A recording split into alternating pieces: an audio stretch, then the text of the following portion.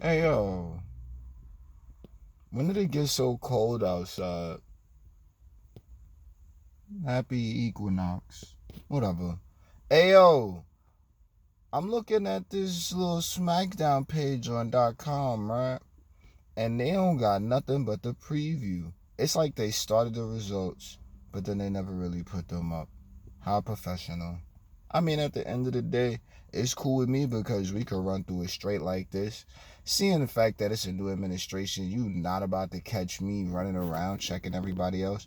I'm more interested to see how .com's wording changes. So I guess they was sitting there trying to think about how that was going to happen, but I'm not going to put no heat on them for this one. I don't really care. Like, SmackDown was SmackDown. It was a good show, you know what I'm saying? So what did we get? It said, during the Usos' hard-fought undisputed tag match, Roy Charlton and Butch Imperium provided a distraction that helped the Usos retain, plus Braun Strowman overcame Otis, Scarlett unleashed a fiery attack on Drew McIntyre, and so much more. So much more would probably be the women's segments.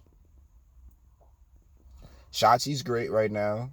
I mean, I'm not going to speak to exact in ring, even though that's literally what we need from all of the ladies right now. Backstage party with Hit Row for the fight with Otis and Braun. I thought that was a nice little element to add along to things. What else did we get? Um, Raquel Gonzalez isn't smiling right now. That's fine. That's fine. That's fine because now she's being a lot more aggressive in ring. Everyone's complaining about damage control. I'm trying to see where the complaints is really at. They boring, but what are you looking for? EO was looking a little more vicious in ring. And then look, Coda and Bailey is Coda and Bailey, and that's not to discount EO at all, but things are still building. It's only been 2 months. Like, slow down, Cowboys. Now, what's next? Trying to think about things that weren't, essentially broadcasted here on .com about the review before we start going into characters. Shinsuke backstage at the fight party was great. I thought that was an awesome moment. What else? Scarlett missing that fireball, and I guess that's where we could go ahead and get started at. Scarlett missing the fireball was actually quite hilarious. Was it supposed to hit Drew? Because if it was going to hit him, then what was about to happen?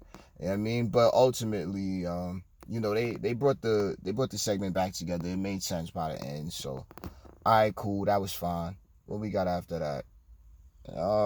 Braun did beat Otis in a little fight, won the match.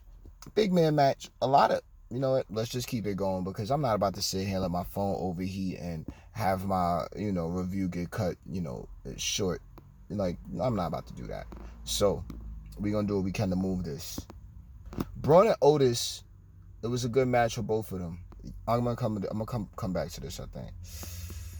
And in the main event, so before we get there, let's speak to Roman and accepting Sami Zayn into the bloodline. For the good storyline, let's have Sami Zayn save Jay a couple of times. You know what I'm saying? And then we'll see how Jay's acting. I think Jay should still be reluctant to it. And then the whole bloodline press him like, bruh, look, he's proven himself. Now, as far as this whole getting Sami Zayn out of the bloodline business, I ain't want him down to begin with. You know what I'm saying? I ain't like the idea at all.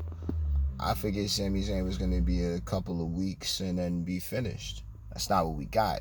Now we've got what everyone's calling the most entertaining segment on the show.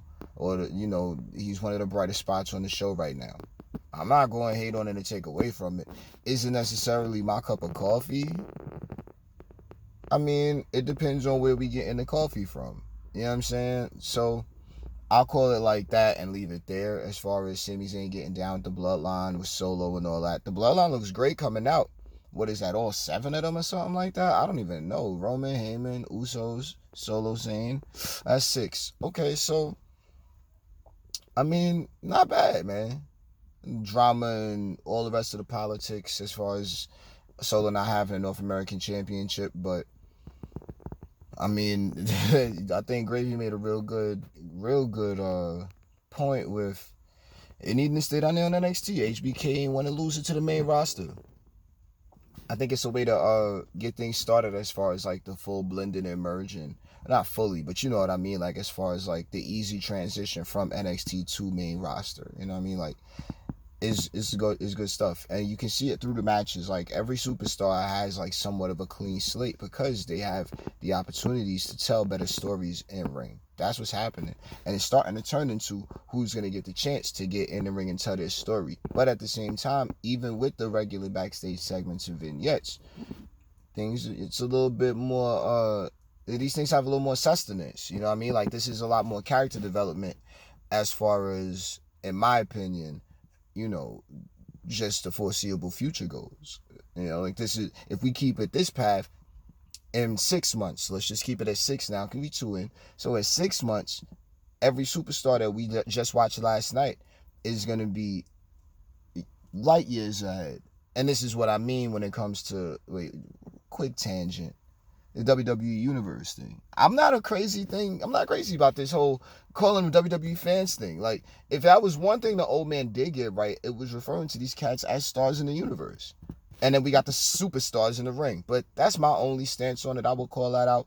But, you know, back to the main event stuff. And, you know, Jay picking up the victory over Pete Dunne, Imperium jumping in. Everybody's looking great right now. The stories in the ring are told, and it's not necessarily all your favorite ways that the match is in, but at the end of the day, it needs to be something that's going to engage you and get you to want to come to the next show, watch the next show, tune in.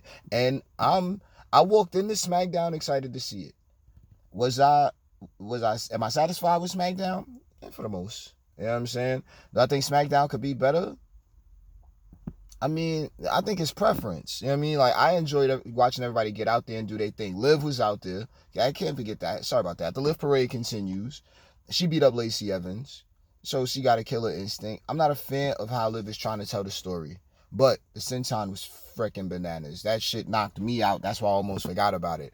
You know what I'm saying? But, yeah. And then Lacey. I'm not crazy about the fatigue bang. I'm not crazy about it. You know what I'm saying? Like, she could have just did some... She could do some different stuff with the camo. You know what I'm saying? Like, hypersexualized in the military. It's not nothing new under the sun. But we gonna see what Lacey got, man. Like, Lacey was doing pretty solid from what the little things I got to see in NXT. And I'm thinking that, you know, the Southern Belle gimmick was hitting a little harder. I think if she mixed the Southern Belle gimmick with taking away like 50% of this whole little like bruised army brat gimmick, you know what I'm saying? So 25-75 on that with the, you know, with the Belle and then the army brat gimmick. I think we could get a little bit more character out of her, and I feel like she knows how to cut a promo. At this point, it's just gonna come down to who's writing promos. I'm not saying this on a good or bad wave. I'm just saying these are the things that we need to be able to see. Usos, top notch right now. They're coming up on the New Day streak. I was hyped when the New Day became the longest reigning tag champs ever. This whole thing with the bloodline and such, at the end of the day, this is a giant investment. This is big. This is what they're trying to go and make a thing moving forward. Like, the Shield has whittled down, and we're looking at really, you know, the expansion, if we're really looking at it, because over across the street, we see what's going on with the third brother, with the third arm of justice. You know what I'm saying? We see what's good over there. So now at this point, Solo's looking good. He's on the come up. He's still looking like he's fresh and new, but him jumping down on Ricochet and Ricochet and Madcap backstage, solid. You know what I mean? Sami Zayn looked like he might have been ready to jump into that. You know what I'm saying? Like he was about to make something happen, and he called it out, but you know, it didn't necessarily you know, come across like that on camera. I say it like that. I'm liking it right now. I'm liking all of it. And clearly Roman is who Roman is because he's supposed to be just that. You know what I'm saying? So, with all these things said and shared, I'm pretty sure you need to subscribe at this point. Like the video, do the things. I'm not rushing, but I got moves. I got moves being made. I got my people, shifting things around. You know what I mean? And priorities are being prioritized. So I'm gonna catch up with y'all next time, man. Stay up.